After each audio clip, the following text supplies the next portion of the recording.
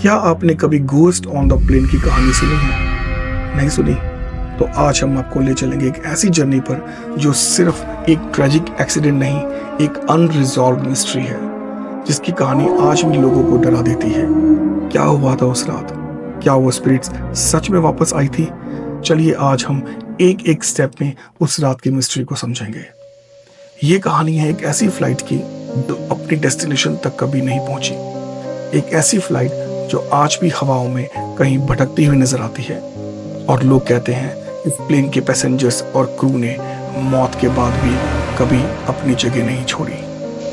1972 के दिसंबर की एक ठंडी रात, न्यूयॉर्क सिटी का JFK एयरपोर्ट, जहां एक ईस्टर्न एयरलाइंस फ्लाइट 401 ने मियामी के लिए टेक ऑफ किया। ये प्लेन था एक नया state of the heart locket L1011 tree star, सब कुछ मॉडर्न टेक्नोलॉजी से भरा हुआ, और उस जमाने के बेस्ट पायलट्स इसे कंट्रोल कर रहे थे। Captain Robert Loft, first officer Albert Stockstill और फ्लाइट इंजीनियर डॉन रैपो, तीनों बहुत एक्सपीरियंस थे। ये एक सिंपल फ्लाइट थी या ये सिर्फ लोगों का सोचना था? 29 दिसंबर 1972 शाम के करीब 9:20 बज रहे थे। न्यूयॉर्क से मियामी की फ्लाइट रेडी थी। फ्लाइट 401 के पैसेंजर्स अपनी सीट्स पर बैठ चुके थे। कैबिन क्रू रिफ्रेशमेंट सर्व कर रहे थे और कॉकपिट में सब ठीक था। ये प्लेन लॉकेट L1011 अपनी टेक्नोलॉजी के लिए मशहूर था। इसमें रिडंडेंसी सिस्टम, ऑटो पायलट और मल्टीपल बैकअप्स थे। कुछ भी गलत होने के चांसेस ना के बराबर थे। प्लेन स्मूथली टेक ऑफ कर गया। सब कुछ रूटीन के हिसाब से चल रहा था। फ्लाइट कंफर्टेबल थी, कोई टर्बुलेंस नहीं था, लेकिन ये शांति आने वाले तूफान का इंडिकेशन था। जैसे ही प्लेन मियामी के पास अप्रोच करने लगा, वो पायलट एल्बर्ट स्टॉकस्टिल ने लैंडिंग गियर डिप्लॉय किया, लेकिन कॉकपिट में एक छोटी सी ग्रीन लाइट ब्लिंक करने लगी। ये लाइट इंडिकेटर थी नोज लैंडिंग गियर की।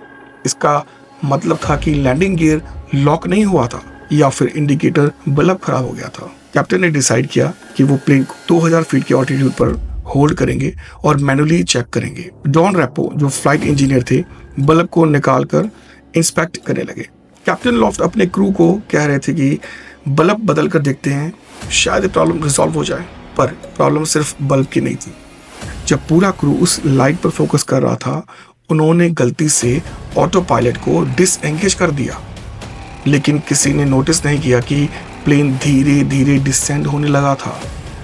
2000 फीट की जगह प्लेन अब ऑलमोस्ट 1000 फीट के नीचे आ चुका था। पिच डार्क नाइट थी। फ्लोरिडा के डेडली एवरग्लाड्स के ऊपर कॉकपिट में टेंशन बढ़ने लगी। सब लोग लाइट फिक्स करने में लगे हुए थे और तभी लाउड क्रैश, और कुछ सेकंड्स में सब कुछ खत्म हो गया। प्लेन फ्लोरिडा एवरग्लाड्स के बीच क्रैश हो गया, बिखर गया पानी में। अंधेरे और पानी के बीच प्लेन के टुकड़े बिखरे हुए थे। 101 लोगों की मौत हो गई और कुछ लोग सीरियस इंजरीज के साथ बचे थे। रेस्क्यू टीम को कुछ घंटे लगे प्लेन की जगह को लोकेट करने में। जो सर्वाइवर्स थे वो शॉक में थे, ठंडे पानी में अटके हुए, इंजरीज से लदे हुए। जांच शुरू हुई और जल्दी पता चला कि प्लेन ऑटो पायलट से डिसएंगेज हो गया था और क्रू की डिस्ट्रैक्शन की वजह से क्रैश हो गया। ऑफिशियल रिपोर्ट ने इसे पायलट एरर डिक्लेयर कर दिया, लेकिन यहाँ पर यह कहानी खत्म नहीं होती दोस्तों। प्लेन के क्रैश के बाद ईस्टर्न एयरलाइंस ने सैल्वेज किया, पार्ट्स को अपने दूसरे L1011 एयरक्राफ्ट में यूज करने लगा। ये कॉमन प्रैक्टिस थी, क्योंकि ये किया जाता है अक्सर। अगर प्लेन क्रैश हो जाता है तो उसके बचे हुए पार्ट्स को दूसरे प्लेन्स के अंदर यूज किया जाता है। लेकिन तभी शुरू हुई एक अजीब और हॉरिफाइंग कहानी। ईस्टर्न के प्लेन्स के क्रू मेंबर्स ने जल्दी ही स्ट्रेंज और ऐरी चीजों को नोटिस करना शुरू करा। लोग कह रहे थे कि उन्होंने कैप्टन लॉफ्ट और डॉन रैपो को देखा अलाइव और नॉर्मल, जैसे वो अपनी ड्यूटीज कर रहे हो। सबसे पहली रिपोर्ट आई एक स्टीवर्ड्स के, जिन्होंने एक पैसेंजर को सीट 3C में बैठे देखा। उन्होंने उसे पहचाना क्योंकि वो पैसेंजर कैप्टन लॉफ्ट ही था। उन्होंने सोचा शायद ये एक प्रैंक होगा, पर अचानक से वो वैनिश हो गया। ये इंसिडेंट सिर्फ एक नहीं था, लगातार ऐसे साइटिंग्स रिपोर्ट हो रहे थे। एक और चिलिंग एनकाउंटर में डॉन रेपो को एक इंजीनियर ने गैली ओवन के ग्लास में देखा। उसने कहा, watch out for fire on the plane. और कुछ दिनों बाद एग्जैक्टली वही प्लेन में फायर हुआ, जैसे कि रेपो ने वार्न किया था।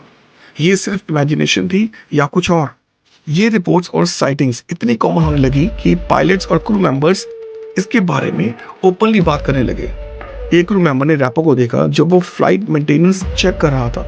रेपो ने कहा, लैंडिंग गियर की चिंता मत करो, मैंने ठीक कर दिया है। और मैकेनिक्स ने कंफर्म किया कि लैंडिंग गियर एकदम ठीक था, जबकि उसमें पहले माल फंक्शन था। ईस्टर्न एयरलाइंस ने ऑफिशियली इन रिपोर्ट्स को डिनाई किया, बोला कि ये सब स्ट्रेस और इमेजिनेशन हो सकती है।